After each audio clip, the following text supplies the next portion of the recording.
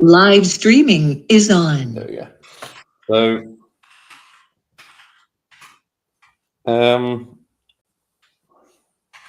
yeah, so you're going to have all these nodes distributed all around the world and all these different types of technology.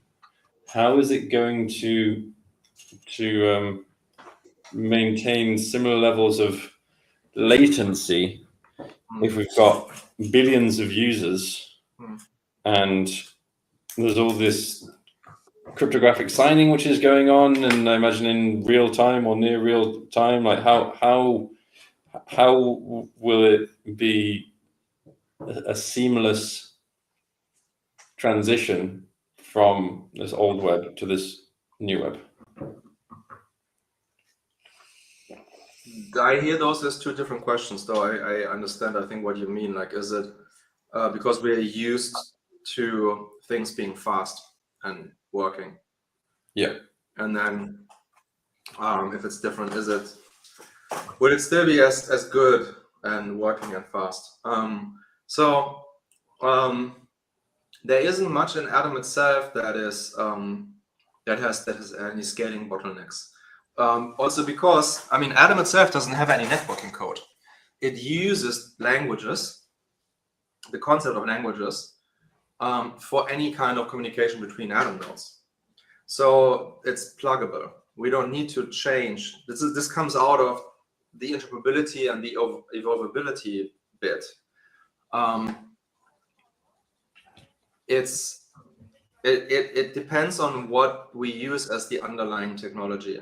And my sense is, if it wasn't for Holochain, then it wouldn't have make sense to think about something like Atom, because we will need some fundamental infrastructure that is completely distributed and scalable, and especially the core languages that we call bootstrap languages. I know we talked about maybe a better term for those, but so when you install an Atom node, then it comes with a couple of languages pre-installed, and those are languages about the core concepts of Atom, about agents and languages and perspectives.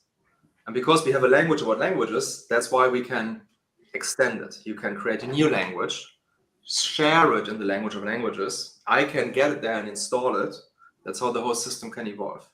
And with agents, it's like that's how I get information about some other agent, that they exist and that I send them a message and what their public profile is and so on.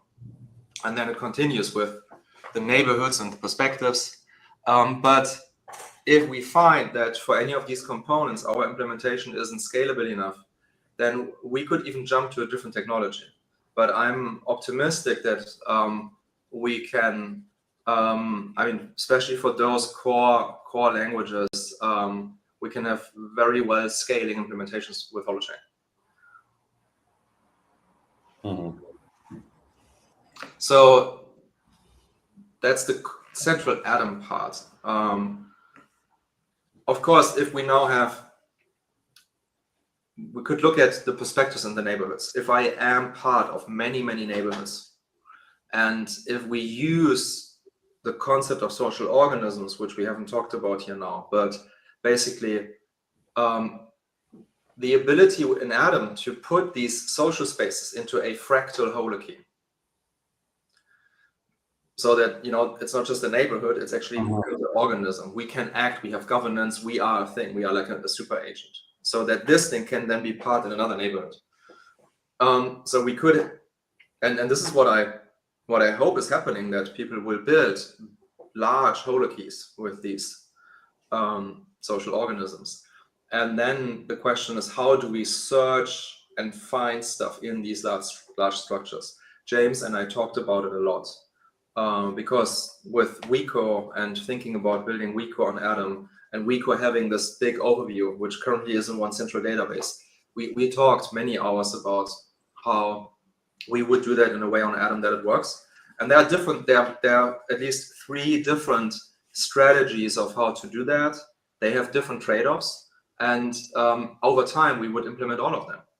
And it's a bit of a case-by-case basis what would work. And what would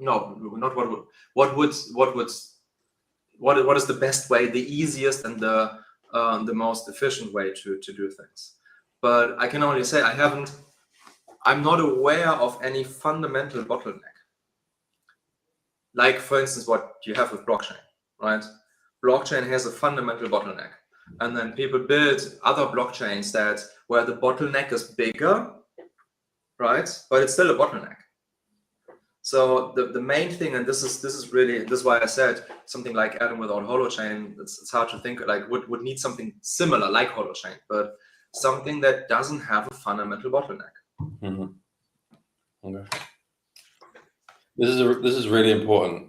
The scalability part of things, and we should lean into that in the comms.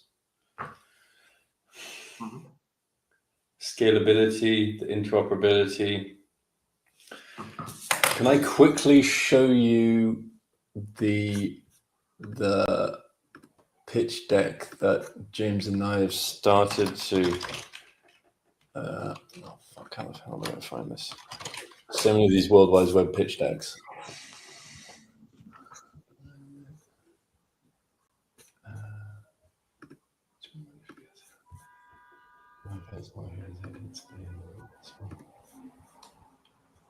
Here we go. So we were using this as the foundation, and rather than creating a whole new thing, because this is already pretty solid, right?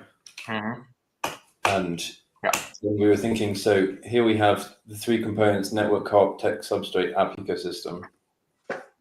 And we were thinking if there were three different things which are less on the less abstract, but more in terms of like the properties of the network.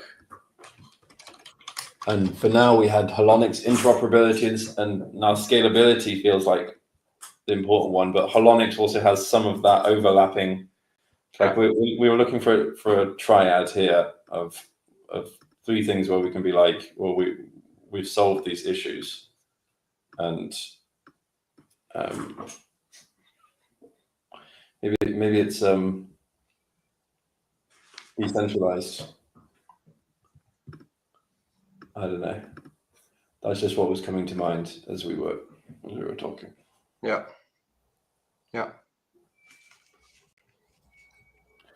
Well, yeah, that was great. This is making things a lot clearer for me, and it feels like we need.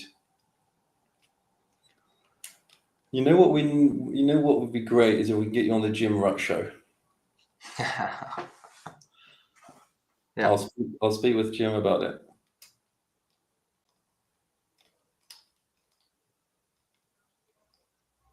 Cool. Yeah. Cool. Okay, Nico, I need to get going.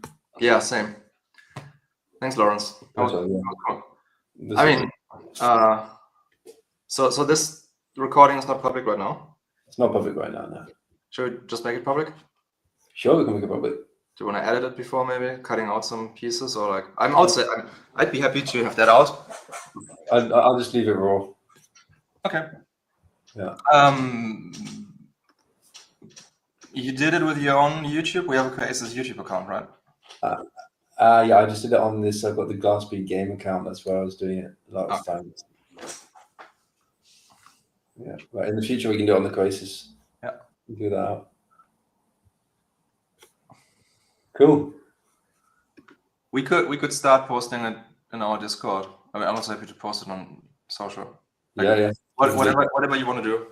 Yeah, and I'm very interested in general open sourcing of conversations that we're having, and we meet within a room like this, and then we just we live stream it onto the YouTube channel, and then there'll just be a bunch of stuff that if at some point people want to look through, then they can go and they can check it out, and it's all there.